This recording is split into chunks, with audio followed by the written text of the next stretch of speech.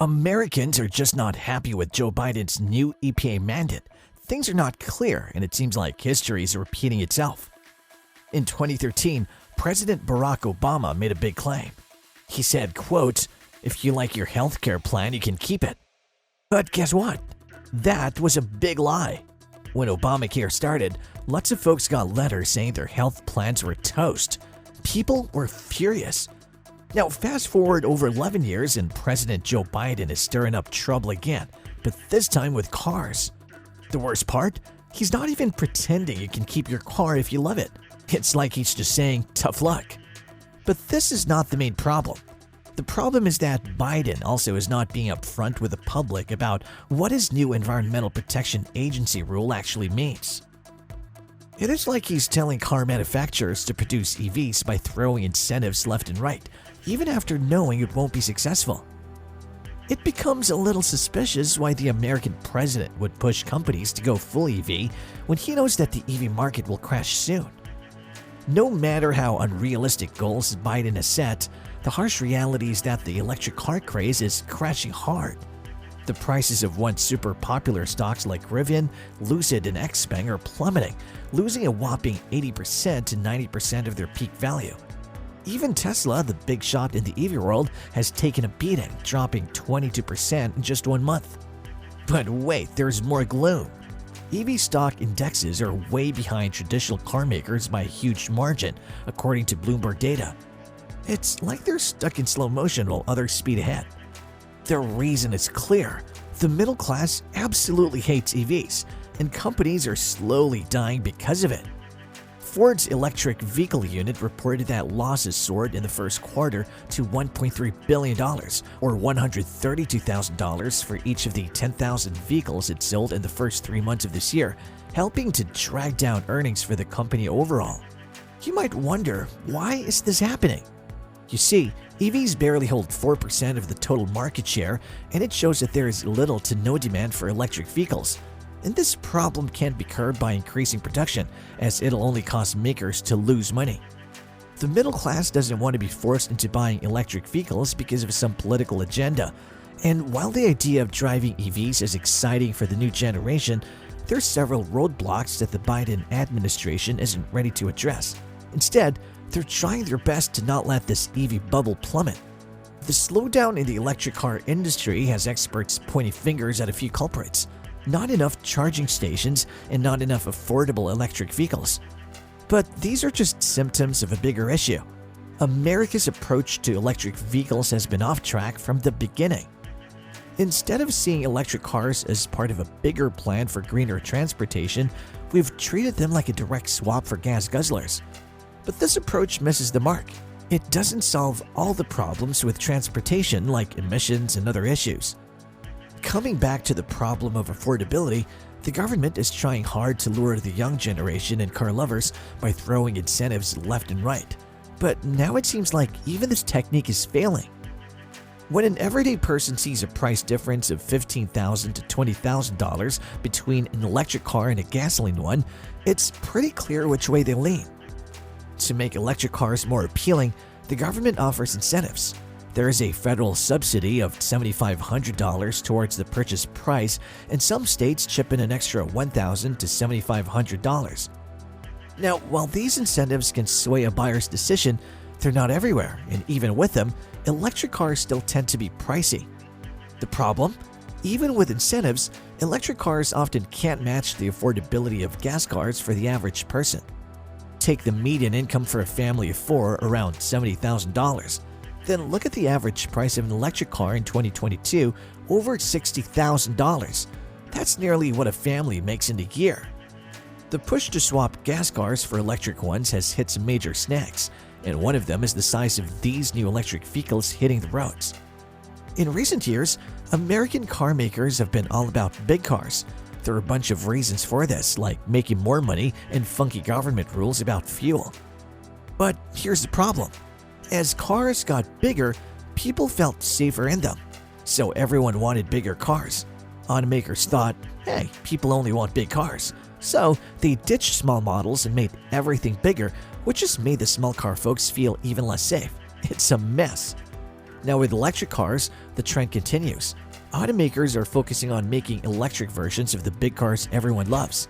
But here's the kicker. Big electric SUVs and trucks might not be such a great idea. They need huge batteries, which means more materials, more mining, and more damage to the planet.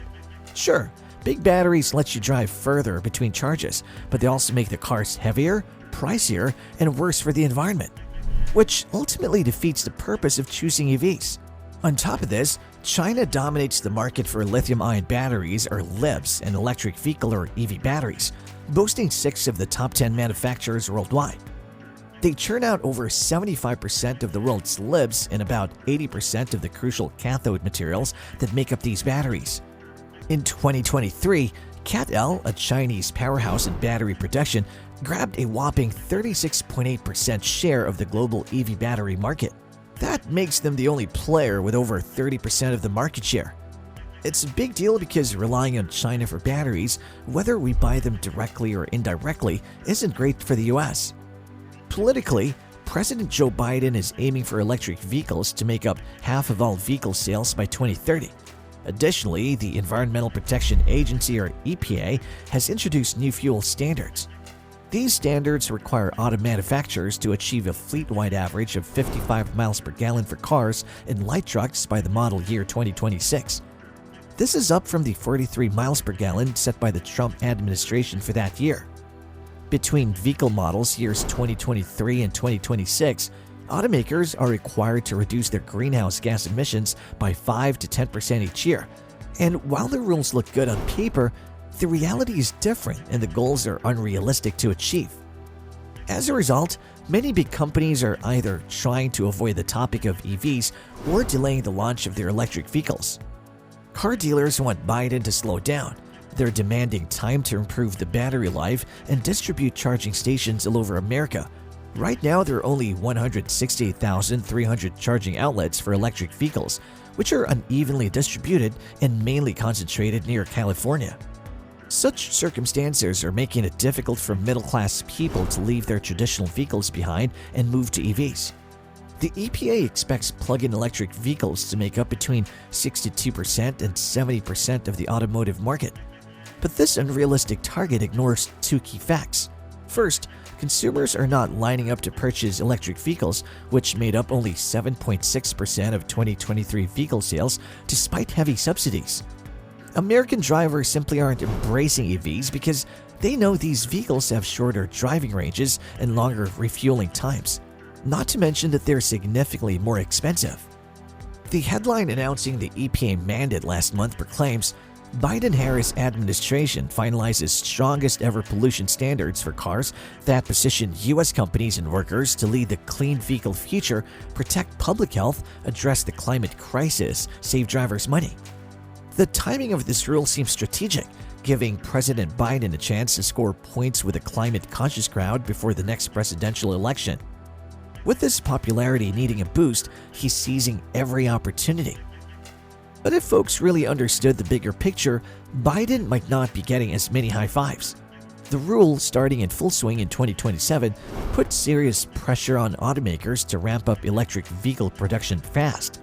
By 2032, around 70% of new vehicles sold must be electric or hybrids as per the emission standards. Now, to put that in perspective, last year, electric vehicles only made up about 8% of new car sales. If companies don't hop on the electric bandwagon, they could face some hefty fines. Although the EPA's new rules don't explicitly demand electric vehicles, meeting these targets would pretty much require a huge shift towards that technology. But let's not forget that switching to electric batteries isn't a cure-all for climate issues. The mining and processing needed for those materials come with their own environmental costs, something Biden seems to overlook. This mandate couldn't have come at a more awkward time. The truth is, folks aren't rushing to buy electric cars and sales aren't hitting the mark. For 4 months straight, consumer interest in electric vehicles has been on the decline. People are worried about things like the shortage of charging stations, the high prices, and the complex tax credits. Even Tesla, which usually has a pretty good following, is feeling the pinch. And because we're in a presidential campaign, expect to hear former President Donald Trump harp on the potential consequences of Biden's EPA rule. In fact, Trump has vowed to overturn it. Quote, Joe Biden's extreme electric vehicle mandate will force Americans to buy ultra-expensive cars they don't want and cannot afford, while destroying the U.S. auto industry in the process. The Trump campaign told Fox News last month. This radical policy is anti-jobs, anti-consumer, and anti-American. The consequences of this rushed decision can be far worse than what you and I can imagine, and it can even cause legacy car companies to shut down. What do you think? Are EVs the only choice left, or can we still give hybrid cars a chance? Comment down below, and if you liked the video, don't forget to subscribe to this channel.